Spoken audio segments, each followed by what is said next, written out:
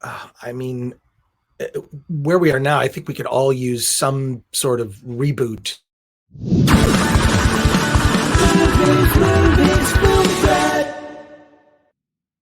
Welcome to the Film Threat Podcast. I am Chris Gore. I hope you're having a good day today. One of the things I find really interesting is the self-help industry, the wellness industry. It evolves in names, right? Wellness is I think the trendy one today. But having moved from the Midwest, outside of Detroit, Michigan, to Los Angeles, I've seen a lot of weird, trendy things that come to fruition here. It seems like there's always some new thing this is the thing that's going to change your life. It's going to be the grapefruit only diet, or this fad, or this wellness thing. And I guess it makes sense that there would be a comedy that has come to fruition called Reboot Camp. Reboot Camp is written and directed by Ivo Raza, who joins us on the Film Threat Podcast today. Now, this Reboot Camp movie, it's about one of these like trendy, like, this is going to change your life. You're going to go to this reboot camp and it's going to cost way too much money because you're pitching it to it. But I watching it, it's obviously a satire. At the same time, I'm watching this and going like, this is not any more or less ridiculous than some of the fads that I have seen friends of mine kind of go through. What was the evolution of Reboot Camp? Because it clearly seems inspired by a lot of these actual wellness fads. Hi, well, thanks for having me on. I've been a big fan of Film Threat for a while, and so it's a thrill to be here. So Reboot Camp is definitely based in reality.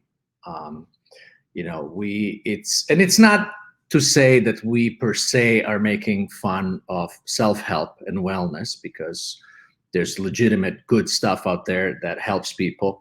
We're making fun exactly of these fads and the people who take advantage of these really crazy things and use it to basically make money. I mean, that's kind of the bottom line here. And so when we researched some of these exercises we would do, some of them exist. Like angry yoga is something that is being practiced by some yoga studios, and it's all about chugging booze and cursing. And so we incorporated our own idea, which then evolved into animal yoga and things like that.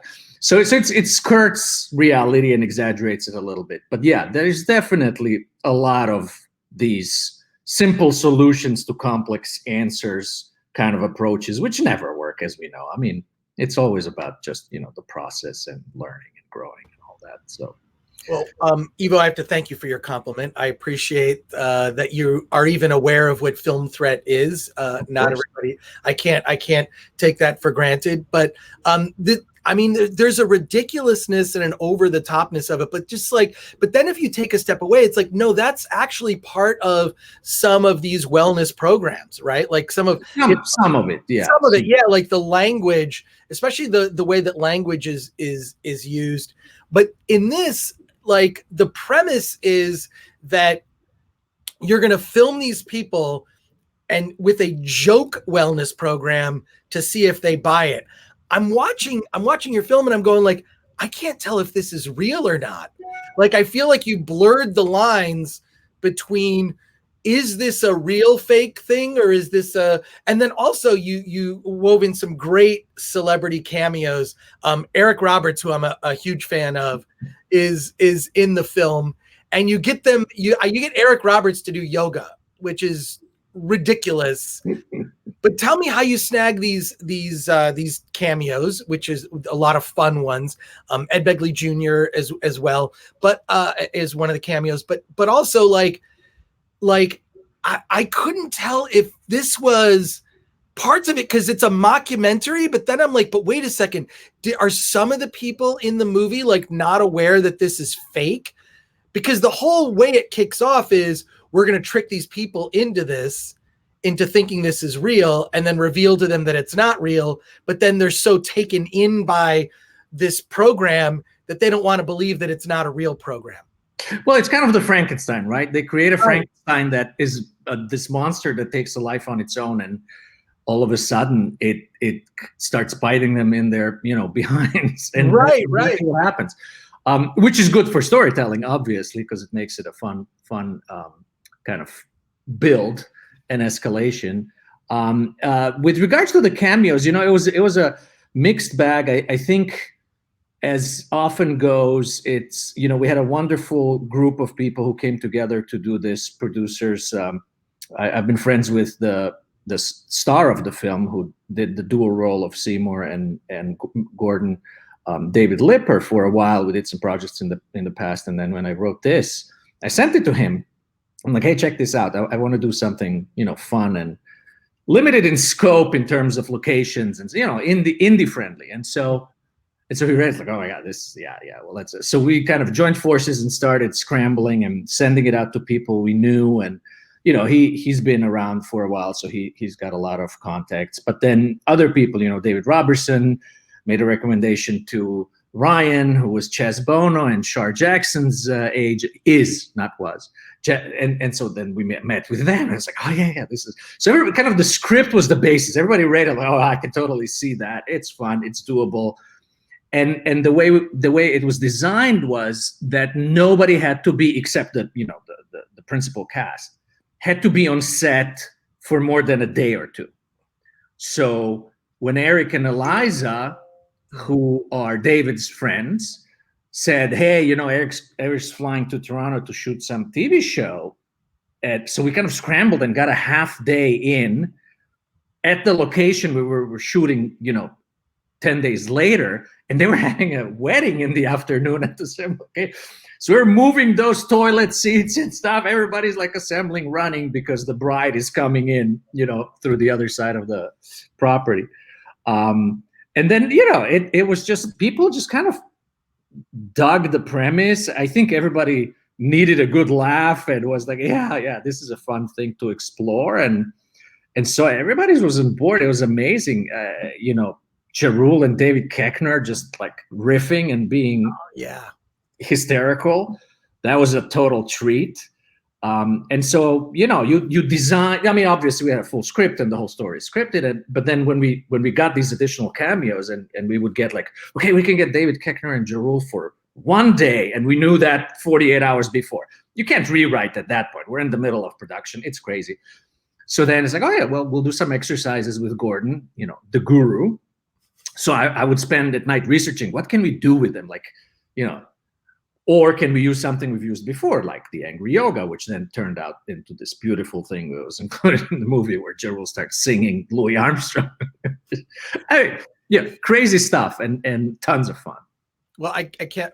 First of all, I can believe that angry yoga is a real thing, but the way you use the cameos, because they're throughout the film. So even, maybe only having Eric Roberts for half a day, he's kind of throughout the movie. So I think it was really smart to sprinkle them throughout the film. So you're always seeing some celebrity cameo. And there's another thread that I really enjoyed running through the film, that like part of the motivation for your lead character is kind of a little bit of revenge for basically. Totally. Yeah. I feel like that was a really clever thing. Like he's using this as a way to kind of get back at an ex who basically bankrupted him, going through these, self-help programs. Yeah. So I found that to be somewhat relatable. Not necessarily on the bankruptcy side, but just the sort of getting caught up in stuff like this. I mean, this is something that like I feel like in LA there's like, you see people getting caught up in these fads and trends, right?